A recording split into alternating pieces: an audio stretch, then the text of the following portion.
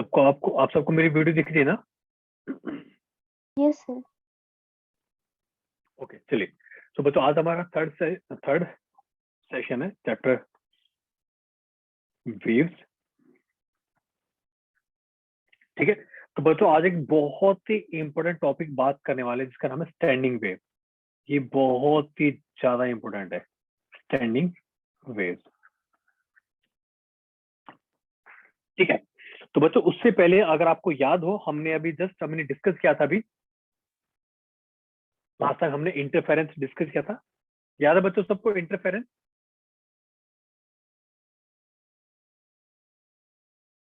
बच्चों सबको इंटरफेरेंस याद है? हमने कुछ कंडीशन निकाली थी कि कंस्ट्रक्टिव इंटरफेरेंस के लिए क्या होना चाहिए। सब याद है, भूल गए? बच्चों हमने जस्ट अभी कुछ टाइम पहले लास्ट क्लास में बात की थी ना, constructive interference and destructive interference.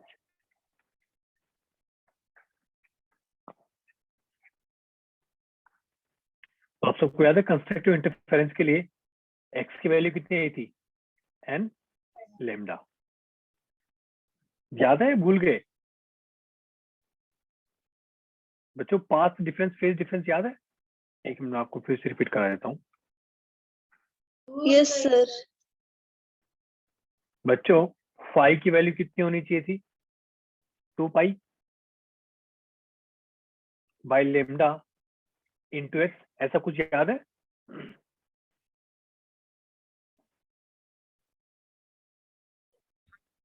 बच्चों आप सब भूल गए?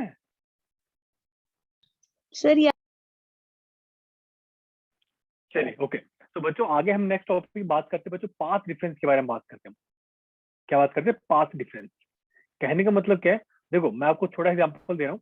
इसमें क्या है ना कि आपको ज्यादा देखो, अगर आपको फिजिकली अगर आपको सिग्निफिकेंस समझ आ गया ना, फिर कोई दिक्कत नहीं है। देखो बच्चों, मान लो दो वेव है, दो ऐसे वेव्स हैं। ठीक है। एक वेव मान लो ऐसे आ रही है, ठीक है, और मान लो कि दूसरी वेव यहां से स्टार्ट हुई है। दूसरी वेव बच्चों यहां से स्टार्ट हुई है। जब दोनों आपस में मिलेंगी बच्चों, जब आपस में मिलेंगी, मान लो कि जो एक वेव है, एक सेकंड, ये यहां से स्टार्ट होने के बजाय मान लो मैं इनको यहां पे लेता हूँ, चलो। ठीक है। एक वेव ऐसे मान लो पीछे जा रही है। तो बच्चों इन दोनों में जो पाथ डिफरेंस है, कितने का डिफरेंस है? लेमडा का डिफरेंस है। ये कितना हो गया? लेमडा। जब आपस में दोनों मिलेंगी ये, तो बच्चों इनका रिजल्टेंट क्या होगा? ऐड हो जाएगा इनका रिजल्टेंट। सबको मेरी बातें समझ आ रही है? तो बच्चों यस सर। इनका रिजल्टेंट कैसा हो जाएगा? ऐड हो जाएगा। इसको क्या बोलते हैं बच्चों? Constructive interference. और डिस्ट्रक्टिव में क्या हो जाएगा? दोनों आउट ऑफ फेज जाएंगे। उसमें बच्चों पाथ डिफरेंस क्या होता है? लेमडा का, लेमडा बाय 2 का होता है। ठीक है। नाउ बच्चों मान लो कि हम अभी तक क्या कर रहे थे, हमने अभी तक लेमडा और लेमडा 2 पे हमने निकाली चीजें कि भाई अगर दोनों का पाथ डिफरेंस अगर लेमडा होगा तो कंस्ट्रक्टिव इंटरफेरेंस होगा, अगर लेमडा बाय 2 होगा तो डिस्ट्रक्टिव इंटरफेरेंस होगा। बच्चों मान लो कि दो हमारे पास सोर्स है, दो साउंड वेव के सोर्स है। ठीक है। एक ये है और एक ये। बच्चों आज का सेशन थोड़ा सा थ्योरेटिकल प्लस बहुत सारे फॉर्मूले मैं ये नहीं कहूँगा बहुत सारे फॉर्मूले आने वाले हैं, बहुत सारे इंटरकनेक्टिव फॉर्मूले आने वाले हैं। तो जितना हो सकते आप थोड़ा कोशिश करना सीखने की। ठीक है, सर मतलब आप जित हाँ बोलो। वेव ऑप्टिक्स पे भी यही सब है ना? यस, वेव ऑप्टिक्स में यही बिल्कुल सेम टू सेम यही चीज आने वाली है। वहां पे हम इंटरफेरेंस के बारे में बात करेंगे। ठीक है। ओके। अब देखो बच्चों, एक छोटा सा क्वेश्चन है। देखो मान लो हमने, अगर आपको याद हो तो लास्ट टाइम मैंने क्या बोला था कि यहाँ पे डेल्टा क्या है, मान लो 0 है। ठीक है, मतलब पाथ डिफरेंस है नहीं। अगर मान लो किसी कोई पॉइंट ए है, अगर वहां पे अपना जो डेल्टा एक्स है, यानी कि पाथ डिफरेंस अगर डेल्टा है, सॉरी लेमडा है, तो वहां पे क्या हो जाएगा बच्चों? वहां पे इंटेंसिटी दोनों के ऐड हो जाएगी, दोनों के एम्पलीट्यूड वहां पे ऐड हो जाएंगे। अगर मान लो कोई पॉइंट बी है, कोई पॉइंट भी है, वहां पे मान लो कि जो पाथ डिफरेंस है लेमडा बाय 2 समथिंग है। एक मिनट, मैं इसको पहले लेमडा बाय 2 लिख देता हूँ, फिर इसको लेमडा लिख देता हूँ। तो यहाँ पे क्या बच्चों, यहाँ पे कंस्ट्रक्टिव इंटरफेरेंस हो जाएगा, यहाँ पे क्या हो जाएगा? कंस्ट्रक्टिव इंटरफेरेंस, और यहाँ पे क्या जाएगा बच्चों, डिस्ट्रक्टिव इंटरफेरेंस। सर एक बार ये थोड़ा दोबारा एग्जांपल दे रहा हूं। बताना।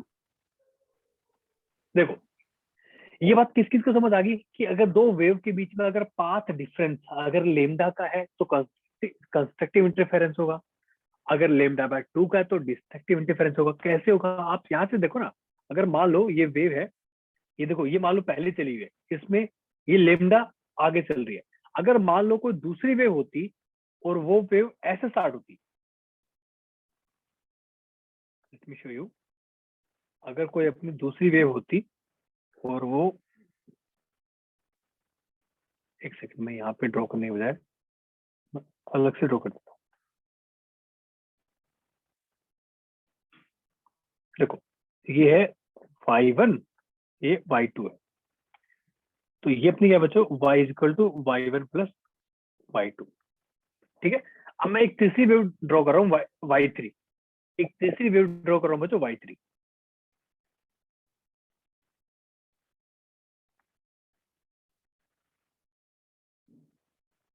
ठीक है, मान लो बच्चों वो जो वेव है वो यहां से स्टार्ट हो रही है, ऐसे ऐसे स्टार्ट, एक सेकंड सॉरी,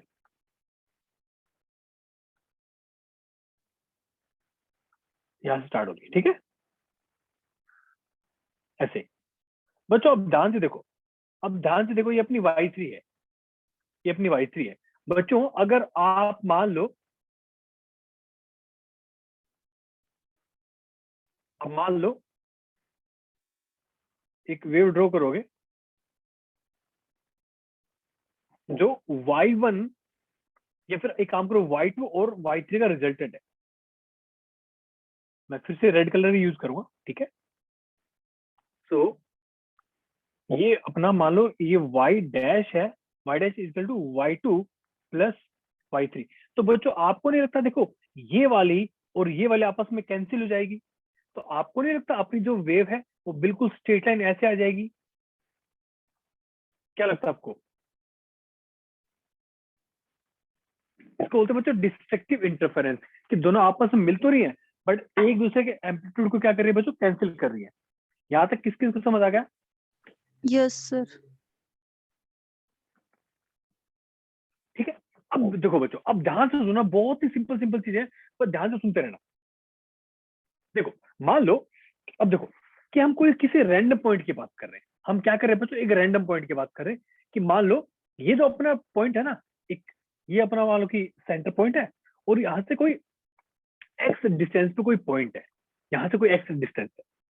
ठीक है बच्चों, अगर कंस्ट्रक्टिव इंटरफेरेंस होगा, अगर हम इस पॉइंट से अगर यहाँ पे हम कोई परपेंडिकुलर डाल दे, अगर हम इस पॉइंट से यहाँ पे अगर कोई परपेंडिकुलर डाल दे बच्चों, तो हम ये बोल सकते हैं ना कि ये भी ऑलमोस्ट 90 डिग्री ही है।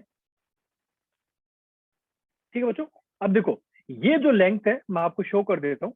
ठीक है, ध्यान से सुनना, ये जो लेंथ है बच्चों और ये लेंथ है, ये दोनों इक्वल है, तो बच्चों दोनों में जो पाथ डिफरेंस है वो क्या आ जाएगा, डेल्टा एक्स इजिकल टू, और कंस्ट्रक्टिव इंटरफेरेंस बच्चों ये जो है, ये तो पाथ डिफरेंस आ गया ना।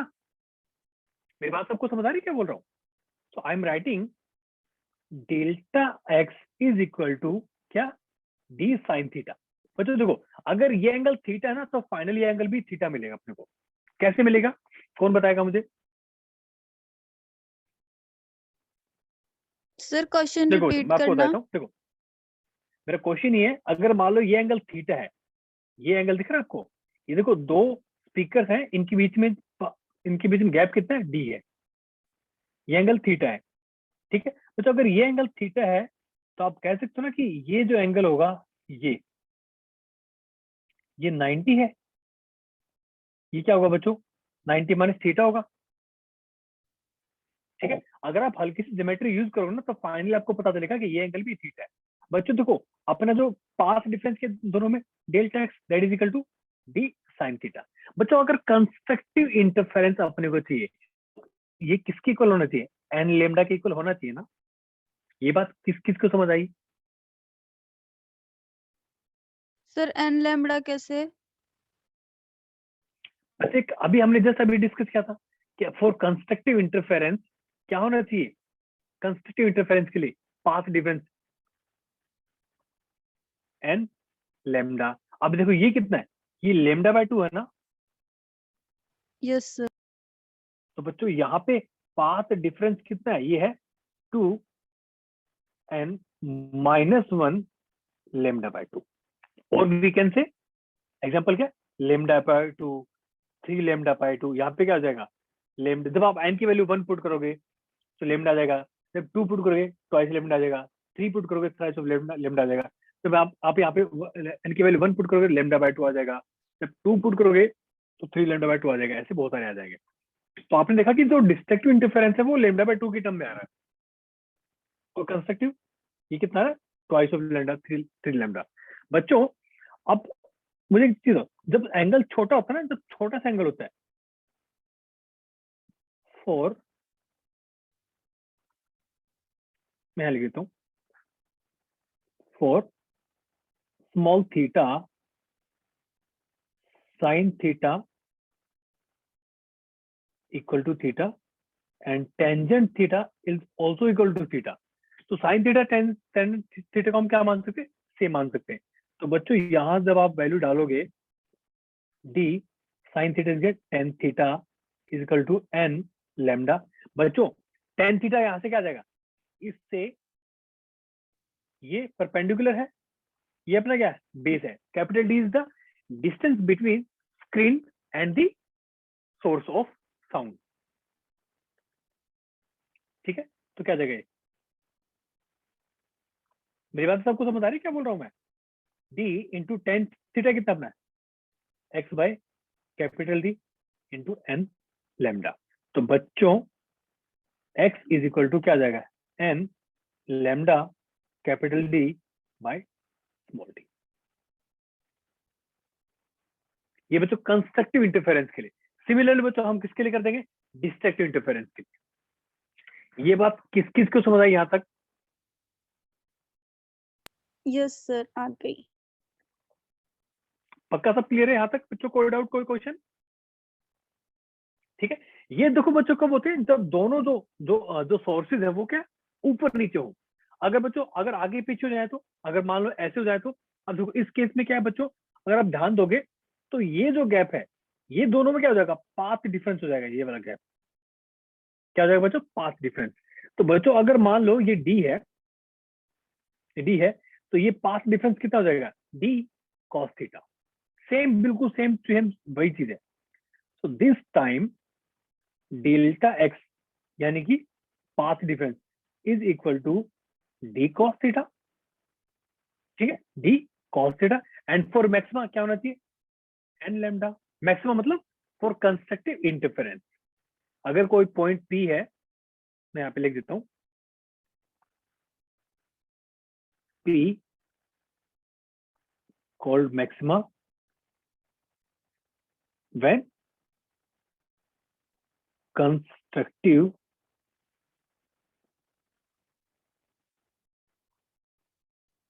Interference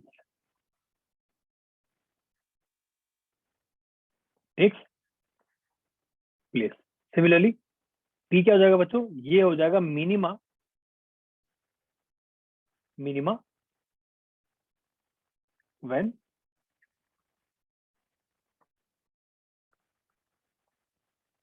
destructive interference takes place.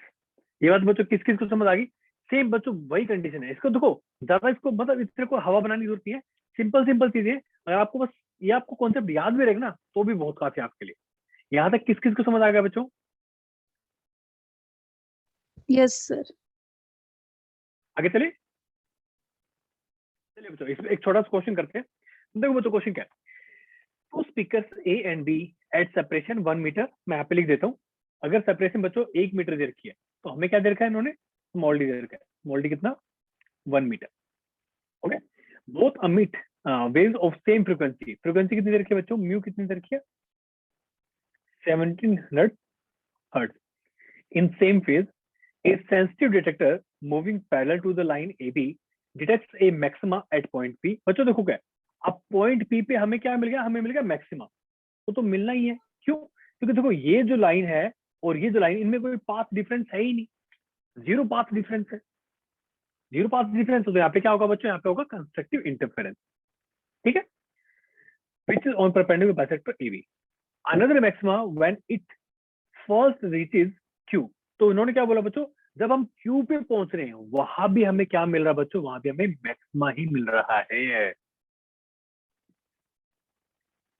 ठीक है, directly opposite to B. Calculate the speed of the wave in air. बच्चों यहाँ भी क्या है, यहाँ भी मैक्सिमा ही है। ऐसे देखो बच्चों, एक चीज हो, अगर Q पॉइंट जो है अगर मैक्सिमा है,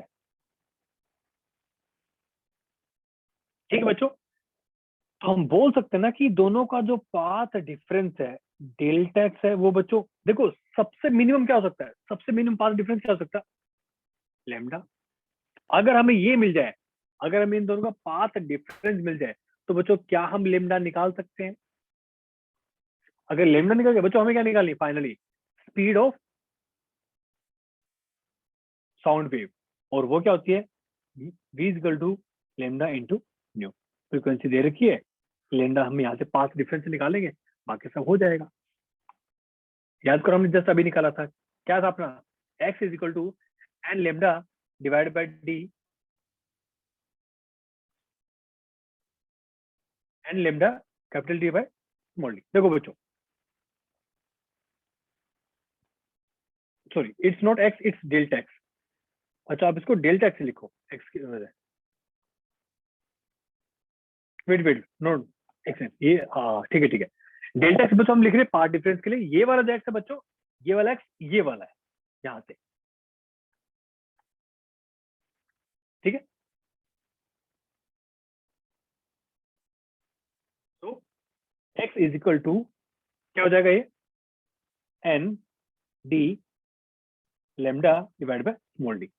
यहाँ से x कितना है 0.5, n अपने लिए 1 हो जाएगा, हमें मिनिमम चाहिए। d कितना है 2.4, लेमडा अपने को निकालना है। ये वाला d कितना है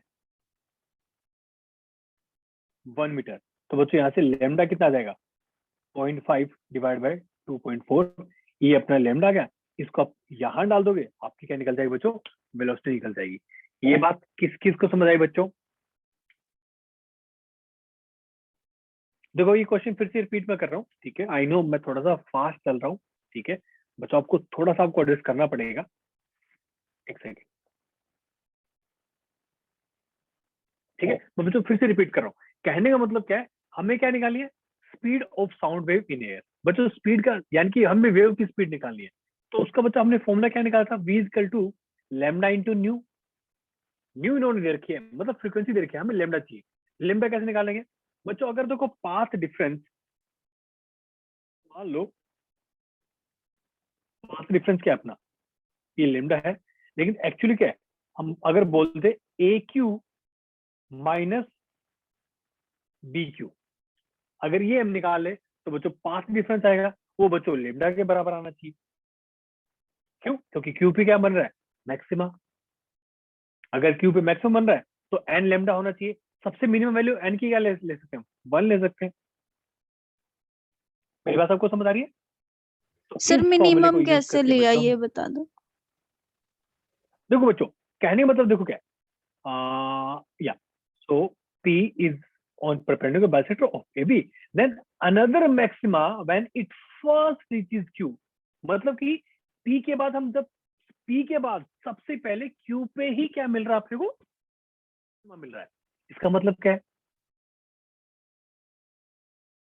भाई, देखो P के बाद मैं फिर से रिपीट कर देता हूँ यहाँ पे बच्चों, P के बाद क्या अगला Q पे मिल रहा है, फिर अगला उस पे मिलेगा, लेकिन यहाँ पे कितना होना चाहिए बच्चों, जब Q है यहाँ पे डेल्टा एक्स कितना होना चाहिए लेमडा। जब अगला कोई पॉइंट मिलेगा, मान लो कि पी आर पे आर मिलेगा आपको बच्चों, वहां पे डेल्टा एक्स क्या हो जाएगा, तो आइस ऑफ लेमडा नहीं हो जाएगा। ये बात किस किस को समझ आई जो बोल रहा हूँ मैं। Yes sir. बस मैं आपको पहले बोल रहा हूँ, थोड़ा आपको ध्यान लगाना पड़ेगा, थोड़ा सा ध्यान। पुरानी चीज आपको याद रखनी पड़ेगी। ठीक है, आगे चले बच्चों, ये हो गया यहाँ तक क्लियर। अब इसकी वैल्यू पुट करना, आपको यहाँ से लैम्डा मिल जाएगा, आपको फिर वेलोसिटी मिल जाएगी। आगे चले।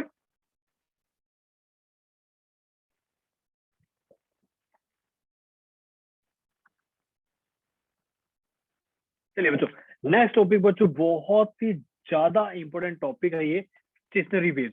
इससे 110% आपके एग्जाम में क्वेश्चन आएगा ही आएगा। बच्चों हमने अभी तक इंटरफेरेंस में क्या देखा था कि दो वेव है वो चल रही है। भाई हमने अब तक क्या देखा था, आपको फिर से बता देता हूँ कि मान लो कि ये अपना कोई वेट ये S1 कोई सोर्स है, ये अपना S2 कोई सोर्स है, यहां से वेव निकल रही है किसी पॉइंट पे ऐसे मिल रही है। ये बच्चों क्या था, इंटरफेरेंस। लेकिन मेरे प्यारे प्यारे बच्चों अगर ऐसा कुछ हो जाए तो मान लो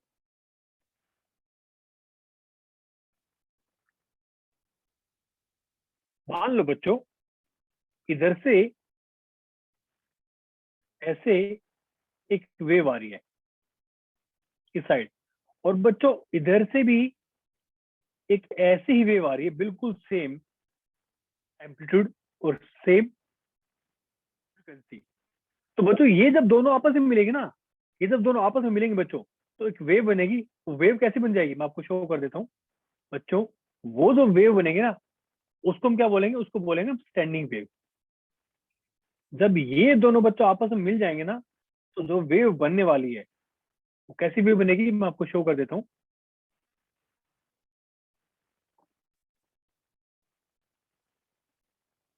बच्चों वो एक मिनट सॉरी,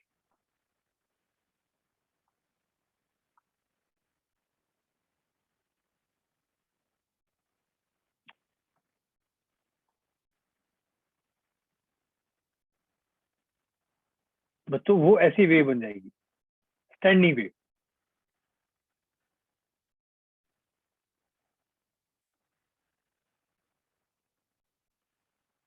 ठीक है बच्चों, ये जो वेव है ये आपको एक ही जगह पे एसएसएम करती दिखेगी। ये बच्चों जो वेव बनेगी इन दोनों को मिला के, ये बच्चों एक ही जगह पे एसएसएम करके आपको मिलेगी, और एम्पलीट्यूड भी सेम रहेगा। ठीक है, एम्पलीट्यूड सेम रहेगा, सॉरी हाँ, wait wait wait, not same रहेगा। जहां पे देखो ये जो, अगर मान लो इनका एम्पलीट्यूड, अगर मान लो ए था, इसका ए था और इसका ए था, तो बच्चों इसका एम्पलीट्यूड क्या हो जाएगा, दोनों का सम हो जाएगा, ये 2a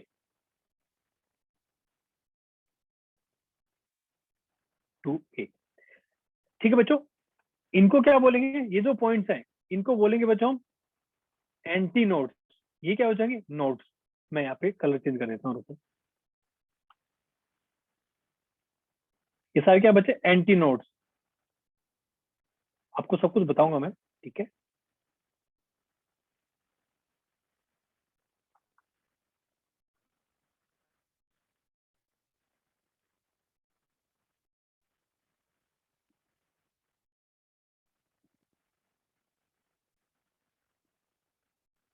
ये है बच्चों एंटी नोड्स। बच्चों देखो, और जो दूसरे पॉइंट्स हैं, ये जो पॉइंट्स है जंक्शन पॉइंट्स, ये क्या बच्चे, नोड्स हैं, नोड्स।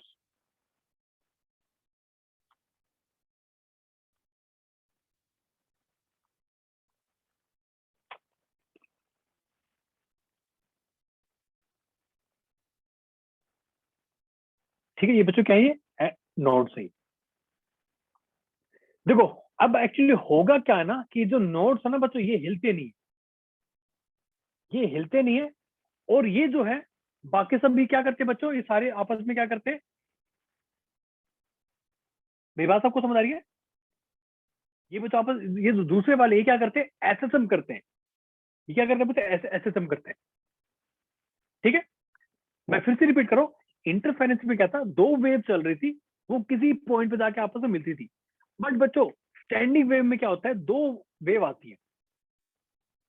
देखो अगर मैं इसकी इक्वेशन लिखूं तो बच्चों, अगर मैं इसकी इक्वेशन ये लिख सकता हूं ना, ए sine omega t minus k x. और बच्चों अगर ये मान लो ये y2 है, इसकी इक्वेशन क्या हो जाएगी, a sin omega t plus kx। ये बात यहां तक किस किस को समझ आई?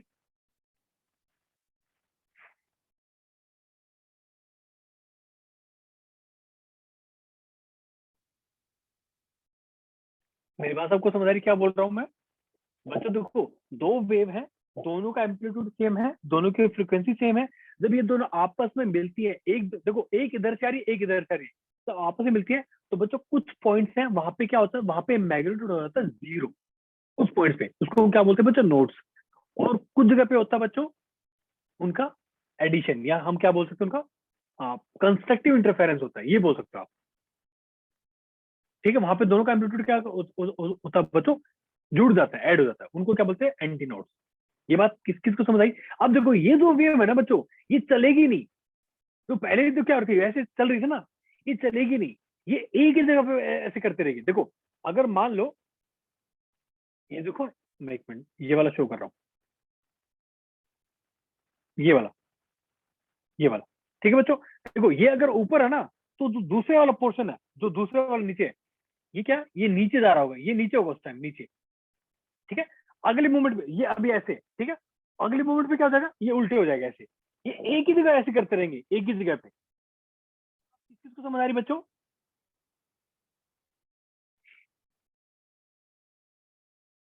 मेरी बात किस किस को समझ आ रही है?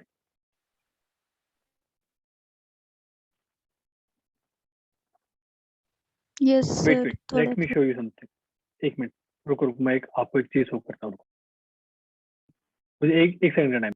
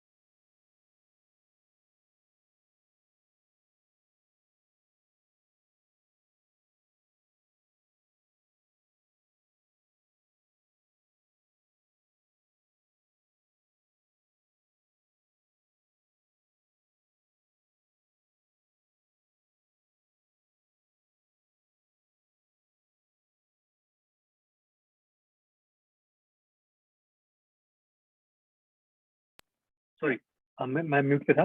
आपको सबको मेरी स्क्रीन दिख रही है क्या? Yes sir. ठीक है, एक सेकंड देखो, देखो दिख रहा है सबको, ये दिख रहा है, देखो ये स्टैंडिंग वेव है। देखो कभी एक एक पोर्शन ऊपर जा रहा है, एक पोर्शन नीचे जा रहा है। देखो ये वेव चल नहीं रही है, वेव नहीं चल रही है। ये देखो, जब दोनों मिलने के बाद क्या है कि एक ही जगह बस ऐसे ऐसे कर रही है, ऐसे ऐसे करते रहेंगे ये। मेरा सबको समझ आ रही है क्या बोल रहा हूँ? अब तो समझ आ गया ना? इसको क्या बोलते यस हैं सर। बच्चों, स्टैंडिंग वेव। ठीक है, क्या बोलते हैं बच्चों, स्टैंडिंग वेव। ये होता कब है बच्चों, मोस्ट ऑफ द टाइम ये कब होता है बच्चों, जब दोनों दो वेव आपस में मिल रही होती है बट अपोजिट डायरेक्शन में, ठीक है, सेम उससे होती है, क्या बोलते हैं अपना, सेम फ्रीक्वेंसी से, सेम एम्पलीट्यूड। ये बात सबको समझ आ गई, इसको क्या बोलते हैं बच्चों, स्टैंडिंग वेव। ये एक ही जगह ऐसे करती रहेगी, ठीक है। चलिए बच्चों, अब मुझे एक चीज बताओ, देखो अब देखो, एक बात तो कंफर्म होगी कि जहां पे मैग्नीट्यूड ज्यादा है, जहां पे मैग्नीट्यूड ज्यादा बच्चों, वहां पे क्या हो जाएगा, वहां पे क्या हो, वहां पे फाइनली क्या हो रहा है, कंस्ट्रक्टिव इंटरफेरेंस है। मानते हो कि नहीं बात, ये बताओ मुझे, कंस्ट्रक्टिव है। और जहां यस पे नोड्स है, यहाँ जहां पे एम्पलीट्यूड जीरो है, वहां पे क्या है, डिस्ट्रक्टिव है। तो बच्चों हम बोल सकते हैं ना, अगर मैं आपको दिखाऊं ऐसे, देखो ध्यान से देखना ही, अगर मिड पॉइंट की बात कर रहे हैं, देखो यहाँ पे बच्चों ये वाला मिड पॉइंट, तो बच्चों यहाँ पे डेल्टा क्या है, यानी डेल्टा डेल्टा का मतलब, तो मैं आपको लिख देता हूँ पे, डेल्टा मतलब पाथ डिफरेंस, डेल्टा मतलब पाथ डिफरेंस, ठीक है। यहाँ पे डेल्टा क्या हो जाएगा बच्चों, जीरो, समझ रहे हो, डेल्टा मतलब जीरो या फिर लेमडा। वहां पे क्या हो जाएगा, वहां पे एंटी नोड। भाई नोड का आपको मीनिंग पता है, नोड का मतलब क्या होती है, गांठ होती है, गांठ, ठीक है, नोड का मतलब क्या है, गांठ, ओके। एंटी नोड क्या है, वहां पे क्या है, वहां पे ज्यादा एनर्जी जाएगी। तो बच्चों फाइनली अगर मैं यहाँ पे ड्रॉ करता हूँ ना, तो अपना कैसा हो जाएगा, ये देखो ऐसे हो जाएगा ये, wait wait,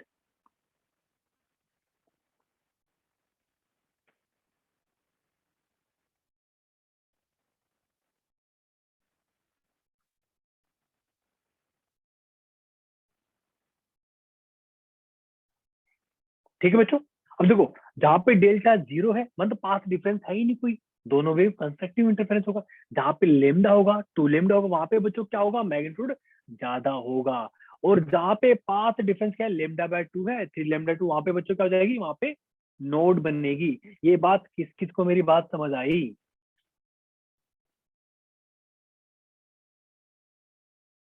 So stationary wave, when two coherent wave of equal amplitude traveling in opposite directions superpose in region on all the medium particles, then in this region oscillation of all the particles get modified and this region is called stationary wave. ये बात किस किस को समझ आए बच्चों,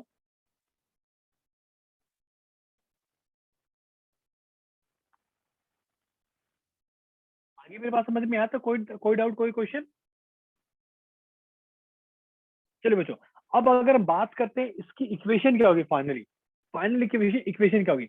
मान लो अपने पास दो वेव है, ठीक है, एक तो क्या है, y1 is equal to a sine omega t minus k x, दूसरी क्या बच्चों, y2 a sine omega t plus k x. बच्चों जब y निकालोगे, जब आप दोनों को ऐड करोगे ना, फाइनली ऐड करने पे हमारे पास एक इक्वेशन आएगी। इक्वेशन क्या हो जाएगी, that is 2a cos k x into sine omega T.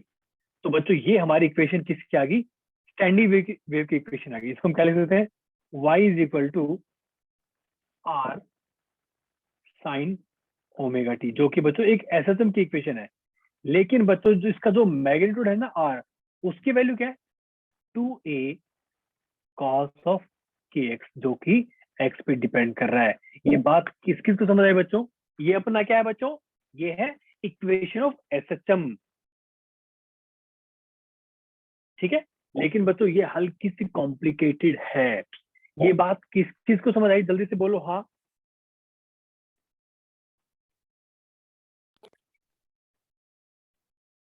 मैंने कुछ भी नहीं किया है, दो इक्वेशन रखी है हमने, हमारे पास दो वेव की दो इक्वेशन थी, एक जो एक इधर जा रही है, एक जो इधर जा रही है, दोनों को हमने ऐड कर दिया। ऐड कैसे करेंगे, जब आप इनको बच्चों खोलोगे, जब ये फॉर्मूले जब आप दोनों ऐड करोगे, तो sign omega t minus k x जब आप फॉर्मूला खोलोगे, ऐसे ही साइन ओमेगा टी प्लस आप के एक्स फॉर्मूला खोलोगे, तो कुछ टर्म कैंसिल हो जाएंगी, कुछ टर्म ऐड हो जाएंगे, फाइनल में क्या मिलेगी, ये इक्वेशन मिलेगी। ये बात किस किस को समझ आई, यस सर। ठीक है। अब कैसे मिलेंगे, आई थिंक सबको पता होगा। भाई साइन ए प्लस बी का फॉर्मूला क्या होता है, साइन ए कोस बी प्लस कोस ए साइन बी। और साइन ए माइनस बी का फॉर्मूला क्या होता है, साइन ए कोस बी माइनस कोस ए साइन बी, तो माइनस कोस ए साइन बी वाली टर्म कट जाएगी। ये बात किस किस को समझ आई? तो अपने पास इक्वेशन आ गई। तो बच्चों स्टेशनरी वेव की इक्वेशन क्या है, मैं फिर से लिख देता हूं, ठीक है। So equation is that is twice of A cos of k into sin omega T, ठीक है। बच्चों अगर आप किसी पर्टिकुलर इंस्टेंट की बात करें, मान लो कोई पर्टिकुलर टाइम टी है, अगर उस पर बात करें तो बच्चों हम यहां से क्या क्या निकाल सकते हैं आपको बताता हूं। देखो देखो कोई, मैं लिख देता हूं यहाँ पे, सो एट टाइम टी, ठीक है, एट टाइम टी। बच्चों मुझे एक चीज बताओ, अगर मैं आपसे ये पूछूं कि भाई तो ट्वाइस ऑफ ए कॉस की एक्स है, ठीक है, इसकी जो मैक्सिमम वैल्यू है बच्चों, तो बच्चों कॉस के एक्स क्या हो सकता है, प्लस माइनस वन हो सकता है मैक्सिमम, ठीक है। यहां तक किसी को कोई डाउट, कोई क्वेश्चन? नो। पक्का क्लियर है, कोई डाउट? अब बच्चों मुझे एक चीज बताओ, अगर हमें प्लस माइनस चाहिए, अगर हमें प्लस माइनस वन चाहिए, तो हम उसको एन पाई लिख सकते हैं क्या, एन पाई? बच्चों देखो कहने का मतलब क्या है, ये अपना क्या है, ये अपना आर है, आर की मैक्सिमम वैल्यू के लिए कॉस की एक्स क्या होना चाहिए, मैक्सिमम, वो क्या हो सकता है, प्लस माइनस वन हो सकता है। देयरफॉर के X it will be equal to N pi. जब एन की वैल्यू जीरो होगी, जब एन की वैल्यू जीरो होगी क्या बोलते हैं, total zero, cos zero one. जब एन की वैल्यू वन होगी, जब एन की वैल्यू क्या होगी बच्चों, वन, तो कॉस पाई यानी कि वन मतलब एन पाई हो जाएगा ना, सॉरी वन पाई, के एक्स की वैल्यू वन पाई यानी कि कॉस पाई की वैल्यू कितनी, माइनस वन। जब एन की वैल्यू टू होगी तो कॉस टू पाई क्या होता है, अगेन वन होता है। तो बच्चों two pi by lambda into x, और ये एन पाई कट गया, एक्स की वैल्यू कितनी आएगी बच्चों, एन लेमडा बाई टू। इस बार देखो जब x की value n lambda by two है बच्चों, वहां पे क्या होगा, वहां पे r की वैल्यू क्या होगी बच्चों, मैक्सिमम होगी। ये बात किस किस को समझ आई?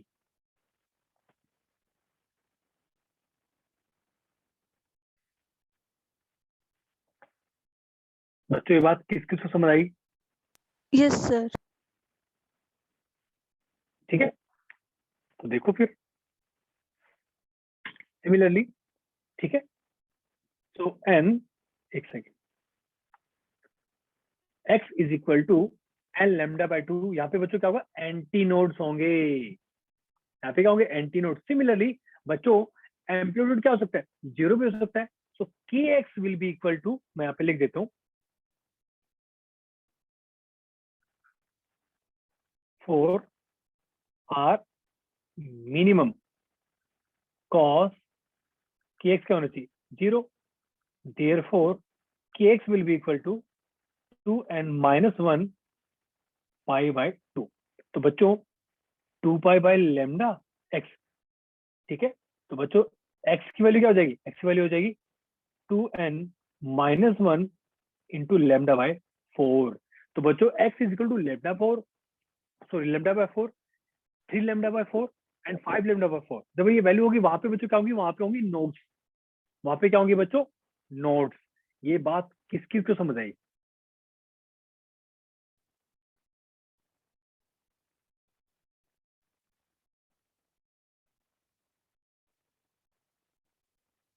मेरी बात कुछ क्लियर हुई?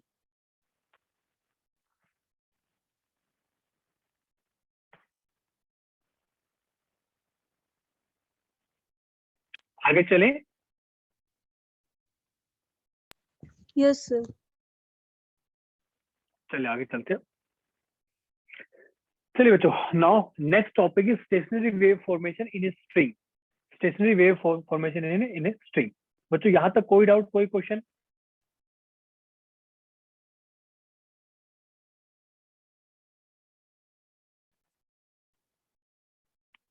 आगे चले।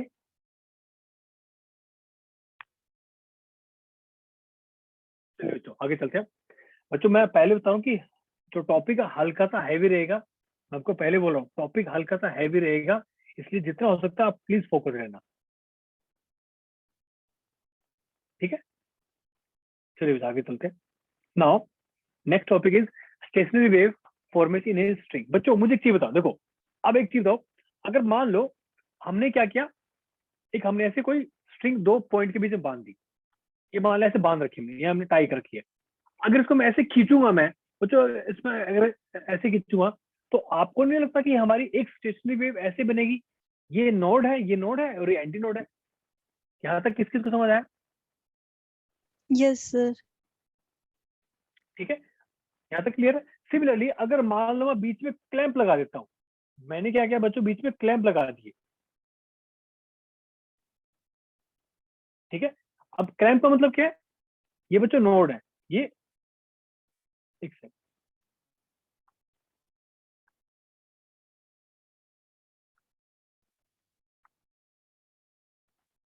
Node node node and node.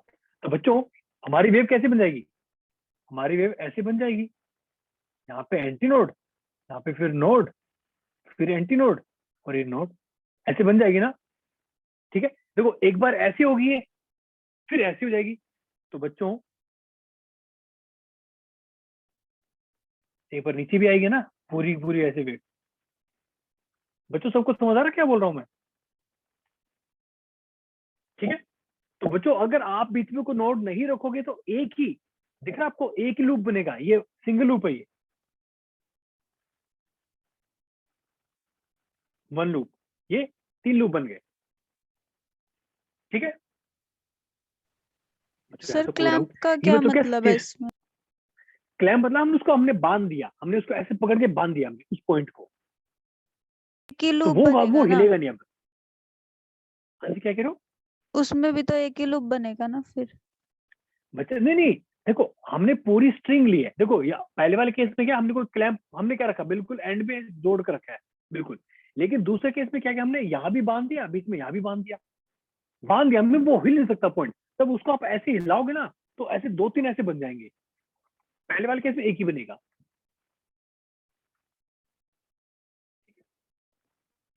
अब देखो कुछ आपको बताता हूँ कैरेक्टरिस्टिक्स क्या होती है वेव की। पहली बात तो क्या है बच्चों, देखो बच्चों वेव मूव नहीं कर रही, वेव फ्लो नहीं करती, इसलिए बच्चों क्या होता है, एनर्जी का ट्रांसफर नहीं होता है। बच्चों एनर्जी का ट्रांसफर क्या होता है, नहीं होता है। ठीक है, और बच्चों ध्यान रखना, all the particles between the successive nodes oscillate in same phase. इसका देखो मतलब क्या है, मतलब ये बच्चों देखो,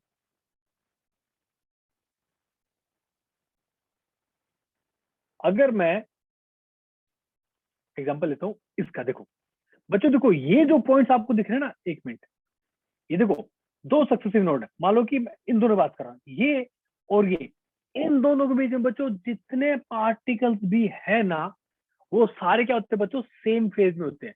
इसका मतलब क्या है कि एक ही मोमेंट पे देखो सबके सब क्या है, देखो मान लो ये सबके सब इधर जा रहे हैं, देख रहे हो सबको, ये अपने हाईएस्ट पॉइंट पे, एक मिनट मैं आपको अपने पुराने वाले स्क्रीन फिर से शो कर रहा हूँ, ध्यान से देखना। देखो बच्चों रेड वाले जो है ना, रेड वाले एक साथ ही नीचे आ रहे हैं या फिर एक साथ ही ऊपर जा रहे हैं, ब्लू वाले एक साथ ही ऊपर जा रहे हैं, सबके सब एक साथ ऊपर जा रहे हैं। ये बात किस किस को समझ आ रही है क्या बोल रहा हूँ? यस दो सर। नोड के बीच में देखो जो पार्टिकल्स है, देखो मैं ये नहीं कह रहा कि सबका एम्पलीट्यूड सेम है, लेकिन जहां एक साथ ही रहे वो, समझ रहे हो? ठीक है बच्चों, आई होप थोड़ा क्लियर हुआ होगा। ठीक है, यस तो सर। सेकंड पॉइंट क्या, all the particles between successive nodes oscillate in the same phase. सारे के सारे पार्टिकल्स, देखो ये जो पार्टिकल्स हैं, अगर मान लो ये, एक मिनट अगले भी शो करता हूँ, ये देखो ये जो पार्टिकल्स हैं, ये सब के सब देखो, मान लो ये है, ये सब नीचे आएंगे, सब नीचे आएंगे ना, मान लो सब नीचे आ रहे हैं, तो ये एक साथ ही नीचे आने की कोशिश करेंगे, एक साथ ही आएंगे सारे। वो अलग बात है कि ये वाला पार्टिकल फाइनली यहाँ तक आएगा ये वाला पार्टिकल फाइनल यहाँ तक आएगा, ये वाला पार्टिकल फाइनल यहाँ तक, ये वाला यहाँ तक, और ये वाला अगर कोई ये यहाँ तक आएगा। वो अलग बात है कि सबका एम्पलीट्यूड डिफरेंट है, लेकिन आएंगे सबके साथ एक साथ ही पहुंचेंगे एक ही टाइम पे, ठीक है। All the particles on one side of A node in A loop oscillate in opposite field. अब ध्यान रखना बच्चों, मान लो कि एक नोड है, एक नोड है, उसके इधर वाला और उसके राइट वाला आपस में क्या होंगे बच्चों, फेज डिफरेंस कितना होगा उनमें, पाई का फेज डिफरेंस होगा, अपोजिट फेज में होंगे, ठीक है। चलिए मुझे एक छोटा सा क्वेश्चन है, ये आपका होमवर्क क्वेश्चन, आपको वैसे बता देता हूँ मैं। क्वेश्चन देखो क्या है, इन ए रीजन, और बच्चों एक सेकंड उससे पहले जैसे आगे हम बढ़े, बच्चों मुझे एक चीज बताओ, आपसे थोड़ा सा क्वेश्चन पूछता हूँ। ये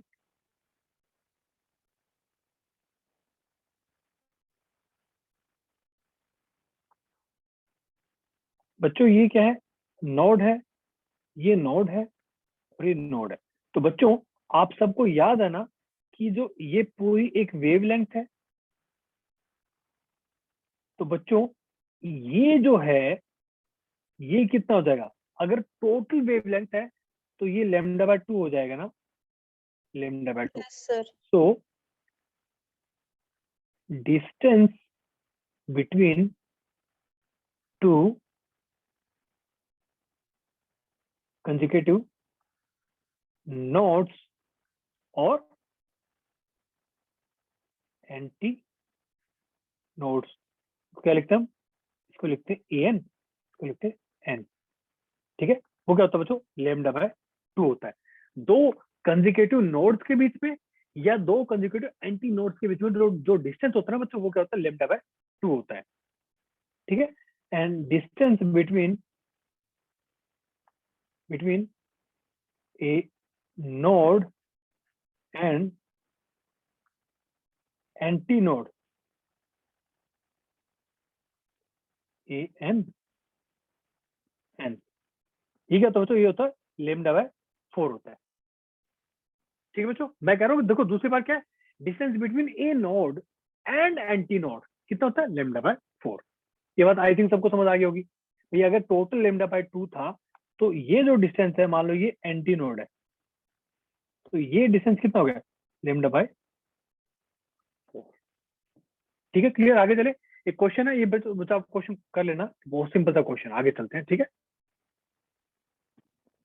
नाउ बच्चों देखो, अब हम बात करते हैं, देखो स्टेशनरी वेव और क्लैम्प स्ट्रिंग के बारे में बात करते हैं, ठीक है बच्चों। अब देखो हमने क्या कर दिया, मान लो हमने दो ऐसे बांध दिया, हमने स्ट्रिंग ऐसे बांध दिया, ठीक है।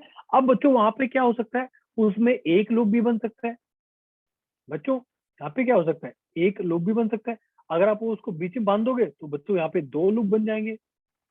अगर आप उसको दो जगह से बांधोगे बीच में तो उसके बच्चों 3 लूप भी बन जाएंगे। ये बात किस किस को समझ आ रही, क्या बोल रहा हूँ, यस सर। जहां तक सब क्लियर है क्या, ठीक है। चलिए बच्चों, अगर हम बात करते हैं बच्चों फर्स्ट स्टेशनरी वेव, ठीक है। स्टेशनरी वेव है, क्लैम्प करके हमने दो पॉइंट के बीच में, ठीक है। बच्चों मुझे एक चीज बताओ, अगर हमने ऐसे कर रखा है तो हम बोल सकते हैं ना कि lambda by 2 is equal to L.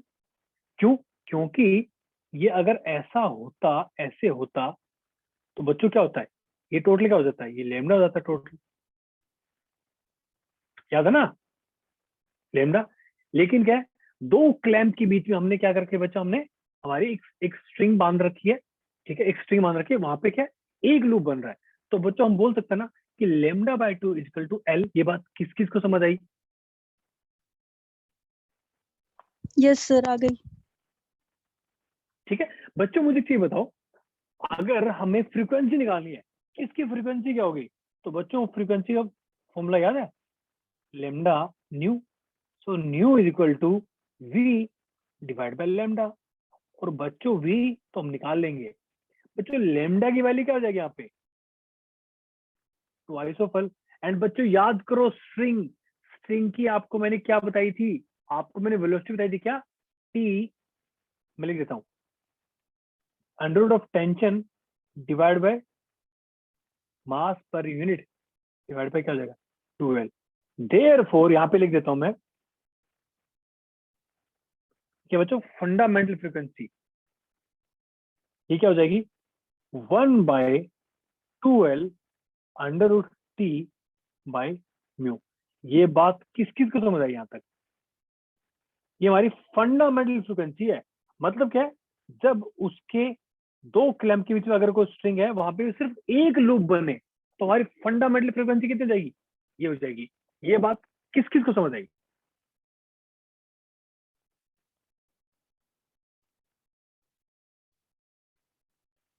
बच्चों अगर हमें वेवलेंथ पता है, अगर हमें स्पीड पता है वेव की, तो हम क्या निकाल सकते हैं, हम फ्रीक्वेंसी निकाल सकते हैं ना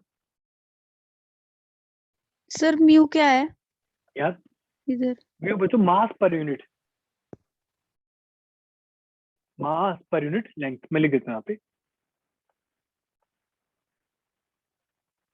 म्यू मास, सॉरी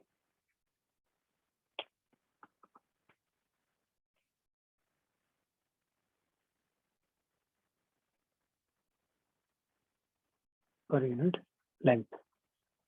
ये बच्चों क्या फंडामेंटल है। अगर मान लो दो क्लैंप, अगर मान लो हमने को बीच में क्लैंप लगा दिया, अब बच्चों दो लूप बन गए। बच्चों देखो ध्यान रखना, इसको हम बोलते क्या है, स्टेशनरी वेव की हमने जो फंडामेंटल फ्रीक्वेंसी निकाली, उसको बच्चों बच्चों हम क्या बोलते हैं, फंडामेंटल फ्रीक्वेंसी। इसके बाद जो अगला केस आएगा ना, उसको हम क्या बोलेंगे, उसके बच्चे दो नाम है। एक तो नाम होता है उसको ओवरटोन, फर्स्ट ओवरटोन, या आप इसको क्या बोल सकते हो, सेकंड हार्मोनिक। ट्राई करना आप ये वाला नाम याद रखो, ओवरटोन वाला। ये थोड़ा सिंपल सा होता है, आपको बताऊंगा आगे ऐसे क्यों होता है। ठीक है, फंडामेंटल हमने फ्रीक्वेंसी निकाली। बच्चों अब मुझे चीज, अगर मान लो दो लूप बन रहे हैं, तो यानी कि हम लेमडा इक्वल टू एल बोल सकते हैं ना? क्यों? क्योंकि यहाँ पे पूरी वेव बन गई इस बार, तो समझ लो। तो लेमडा इक्वल टू एल हो जाएगा, नहीं हो जाएगा? Yes sir. ठीक है, तो बच्चों इस बार फ्रीक्वेंसी क्या आ जाएगी, v divide by lambda. v तो वही है, t बाय म्यू, इस बार क्या है, l है। तो आपको नहीं लगता कि F2 is twice of F0?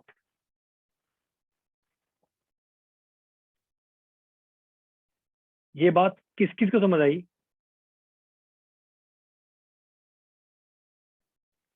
Yes इसको सर। क्या बोलते हैं बच्चों, सेकंड हार्मोनिक फ्रीक्वेंसी बोलते हैं, या इसको हम फर्स्ट ओवरटोन भी बोलते हैं। ये बात किस किस को समझ आई? यस सिमिलरली अगर हमने दो क्लैंप लगा दिए, तो वहां पे तीन लूप बन जाएंगे। तो बच्चों अगर तीन लूप बन जाएंगे, इस बार हम क्या बोल सकते हैं कि लेमडा प्लस लेमडा/2, ये किसके इक्वल आ रहा है, एल के इक्वल आ रहा है, यानी कि 3 लेमडा/2 इज इक्वल टू एल। ये बात किस किस को समझ आई? तो बच्चों इस बार हमारी जो फ्रीक्वेंसी है ना, F3 हो जाएगी 3 टाइम्स F0। इसको क्या बोलते हैं हम, थर्ड हार्मोनिक फ्रीक्वेंसी भी बोलते हैं, या इसको हम बोलते हैं सेकंड ओवरटोन। ये बात किस किस को समझ आई? तो आप एक बात देख रहे हो, जितने लूप है उसके बराबर हमारी फ्रीक्वेंसी आ रही है। भाई अगर मान लो दो लूप है, तो हमारी सेकंड हार्मोनिक फ्रीक्वेंसी या फिर फर्स्ट ओवरटोन फ्रीक्वेंसी वो क्या आ रही है, ट्वाइस ऑफ F0। अगर तीन लूप है, थ्राइस ऑफ F0। तो बच्चों हम इसको क्या बोल सकते हैं, अगर इसको हम, एक मिनट, अगर इसको जनरलाइज करें, तो for P loop, for P loop, तो अपनी जो फ्रीक्वेंसी है क्या हो जाएगी, F0। पी टाइम्स, बिल्कुल सही। अब बात है, हमारे बच्चे तेज हो गए। ठीक है, आगे चले। Yes sir. टाइम नहीं है, जल्दी आगे चलते हैं, चलिए। नाउ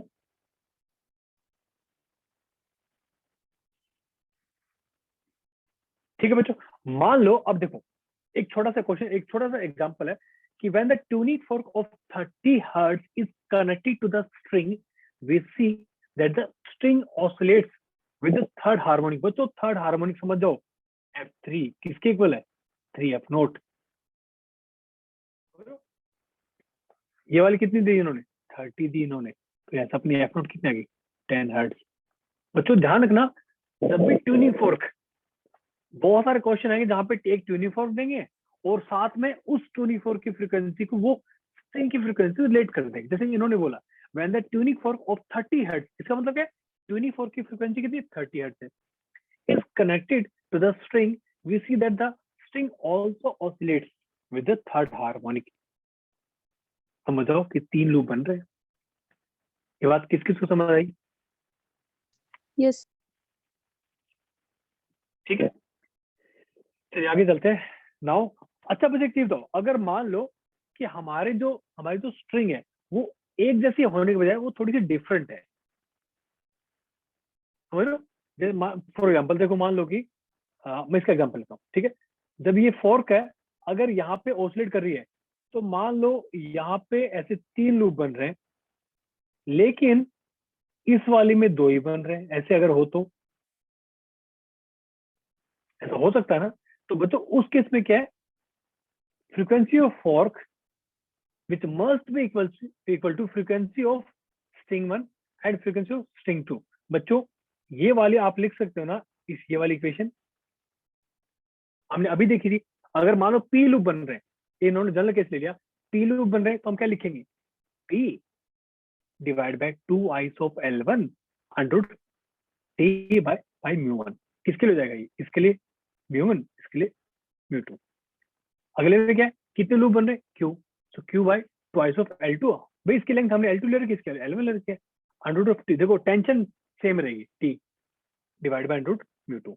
तो फाइनली हमारा इक्वेशन आ जाएगा। आप इसको याद भी रख सकते हो। ये बात किस किस को समझ आई?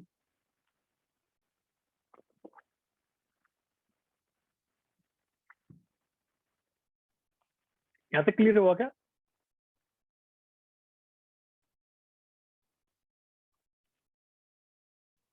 तो आगे चले, कोई डाउट, कोई क्वेश्चन?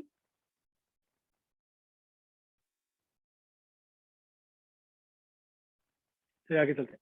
नाउ बच्चों मुझे एक चीज बताओ, अभी तक हमने क्या माना कि जो स्ट्रिंग है अपनी, वो दोनों एंड से हमने ऐसे दबोच रखी है, ऐसे दबा रखी है दोनों एंड से। लेकिन अगर एक एंड हम अगर फ्री कर दे तो बच्चों आपको क्या लगता है, कभी यहाँ पे कभी नोड बनेगी? वैसे अगर आप एक एंड को फ्री रखोगे तो कभी नहीं बनेगी। तो बच्चों यहाँ पे हमेशा हमेशा क्या रहेगा बच्चों, एंटी नोड। बच्चों ये जो एंड है ना, ये हमेशा एंटी नोड ही रहेगा। ये बात किस किस को समझ आई? क्यों? क्योंकि फ्री एंड है ये। बच्चों किस किस की बात समझ आई? यस। तो सबको मेरी आवाज आ रही है क्या? यस। चलिए इसका फर्स्ट केस करते हैं। बच्चों फर्स्ट केस, इस बार देखो क्या, हमें ऑसिलेशन फ्रीक्वेंसी निकाली, लेकिन इस बार बच्चों एक एंड क्या फ्री है। अच्छा, एक एंड फ्री है, तो मेरे प्यारे प्यारे बच्चों मुझे ठीक बताओ, अगर एक एंड फ्री है तो बच्चों ये ऐसा होता ना, पिछली बार कैसा था, ऐसा था ना पिछली बार? ये यस सर। पिछली बार क्या था, पिछली बार तो पूरा लूप बना रहा था ऐसे ही। इस बार पूरा लूप नहीं बन रहा है। तो बच्चों इस बार क्या है, lambda by 4 is equal to length L, so lambda is equal to 4L। तो बच्चों this time f naught fundamental frequency कितनी हो जाएगी, V divide by lambda. V कितना है, under root T divide by mu. इस बार लैम्डा कितना है, 1/4L। तो इस बार बच्चों ये फंडामेंटल फ्रीक्वेंसी है। पिछली बार कितनी थी, 1/2L थी, इस बार 1/4L into under root T by mu है। ये बात किस किस को समझ आई? Yes sir. ठीक है। अब अगर मान लो कि हम एक यहाँ पे बीच में एक नोड लगा दें, अगले केस में हमने क्या कर दिया बच्चों, हमने यहाँ पे एक नोड लगा दिया, हम यहाँ पे एक नोड लगा दिया, ठीक है। अब देखो इसका मतलब क्या है, अब देखो ये ऐसे चलेगी, यहाँ तो बन गया एक लूप पूरा, लेकिन ये क्या बच्चों, आधा लूप है। तो बच्चों lambda by 2 plus lambda by 4 is equal to L। मेरी बात सबको समझ आ रही है? ये क्या हो जाएगा finally, it implies 3 lambda by 4 which is equal to L। So lambda equal to कितना, 4L डिवाइड बाय 3। तो मेरे प्यारे प्यारे बच्चों, अगर हम F2 निकालते हैं, F2, ठीक है। एक सेकेंड, वेट, इसको F2 लिखने बजाय हम एक बार फ्रीक्वेंसी लिखते हैं सिर्फ, मान लो वो फंडामेंटल की फ्रीक्वेंसी है। तो मुझे ये कितनी हो जाएगी, V divide by lambda. V कितना है, √T डिवाइड बाय, ये कितना हो जाएगा, 3 डिवाइड बाय 4L। तो बच्चों ये किसके इक्वल आ गया, 3F0। ये बात किस किस को समझ आई। अब देखो बच्चों, अब देखो इस केस में क्या आ रहा है, थर्ड हार्मोनिक आ रहा है, सेकंड हार्मोनिक तो है ही नहीं। जब हमारी जो स्टेशनरी वेव है उसका अगर जो स्ट्रिंग है, अगर उसको हमने एक क्लैंप से अगर फ्री रखा ना, वहां पे सेकंड वेव, वहां पे सेकंड हार्मोनिक नहीं होता। लेकिन बच्चों इसको हम क्या बोलते हैं, इसको बोलते हैं फर्स्ट ओवरटोन। मतलब क्या, फंडामेंटल के बाद फर्स्ट ओवरटोन तो हमेशा आपको मिलेगा, लेकिन जरूरी नहीं है कि सेकंड हार्मोनिक मिले। ये बात किस किस को समझ आई। Yes sir. ठीक है, तो उसको हम क्या बोल देंगे, इसको बोल दो आप क्या, F3। ठीक है, सिमिलरली बच्चों अगर मान लो हम उसको दो जगह क्लेम कर दें, उसको हम दो जगह क्लेम कर दें, मान लो कि अपना मैं आपको शो कर देता हूं,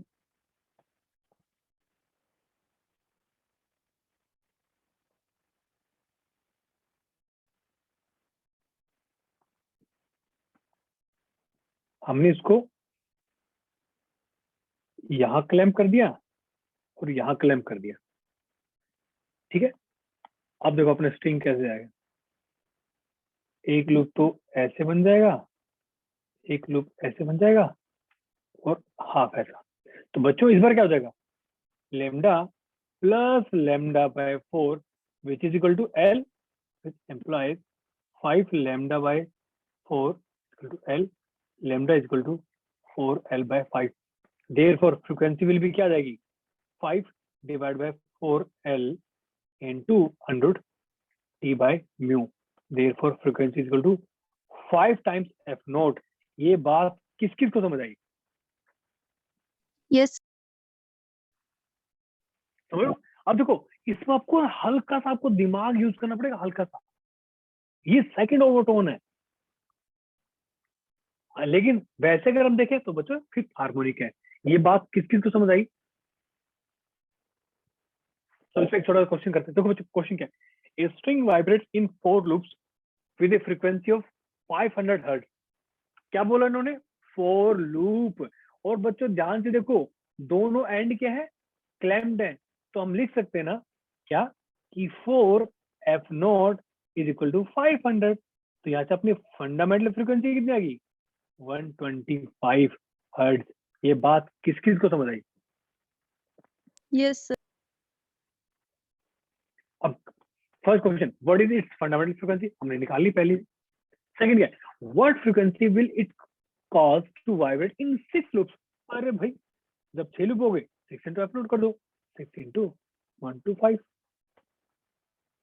कितना हो गया, 750 आ जाएगा हर्ट्ज। बस क्या होगा आपका आंसर। किस किस को यहां तक समझ आ गया। Yes sir. ठीक है, एक छोटा सा क्वेश्चन है, ये क्वेश्चन आपको घर से करना है। क्वेश्चन जो क्या बच्चों, the length of wire shown in figure pulley is 1.5 metre. इन्होंने एल दे दिया पहले से, मास दे दिया 12 ग्राम। ठीक है, find the frequency of vibration eight which wire vibrates in 2 loops. ले भाई इतना सिंपल सा क्वेश्चन दे दिया, बहुत ही सिंपल सा क्वेश्चन है। कितने लूप होने चाहिए, 2 लूप। ले भाई 2 लूप बना दिया हमने, बस। मतलब क्या है, lambda is equal to L. समझ रहे हो, टेंशन यहाँ से निकाल लोगे, टेंशन की तो ये आप निकाल ही लोगे, टेंशन कितनी है। टेंशन निकल गई, मास पर यूनिट लेंथ निकल गया। हमें निकालना क्या है, क्वेश्चन क्या है, फ्रीक्वेंसी निकालनी है। ले भाई इतना सिंपल सा क्वेश्चन है। तो बच्चों 2 लूप है तो फ्रीक्वेंसी किसकी इक्वल हो जाएगी, ट्वाइस ऑफ F0। टू दोनों देखो क्लैम्प्ड है, तो उस केस में क्या था, 1/2L 100T divided by mu. ये बात किस किस को समझ आई। Yes sir. बस ये आपका हो गया, आज की क्लास खत्म। यहाँ तक किस किस को समझ आया बच्चों, जल्दी से बोलो हाँ। यस पक्का आई नो, मैं देखो मैं आपको पहले बोल रहा हूँ, मैं आपको कोई झूठा प्रॉमिस नहीं कर रहा, मैं पहले बोल रहा हूँ कि थोड़ा सा हमें फास्ट चलना पड़ेगा क्योंकि सिलेबस आपका बहुत सारा है। और आई थिंक आपकी नीट की आ गई क्या डेट शीट? नो सर, अभी नहीं आई। ठीक है, तो बच्चों जल्दी से आप फॉर्म फिलअप करके अपने अटेंडेंस लगाओ फास्ट फास्ट, मैंने आपको फॉर्म भेज दिया है।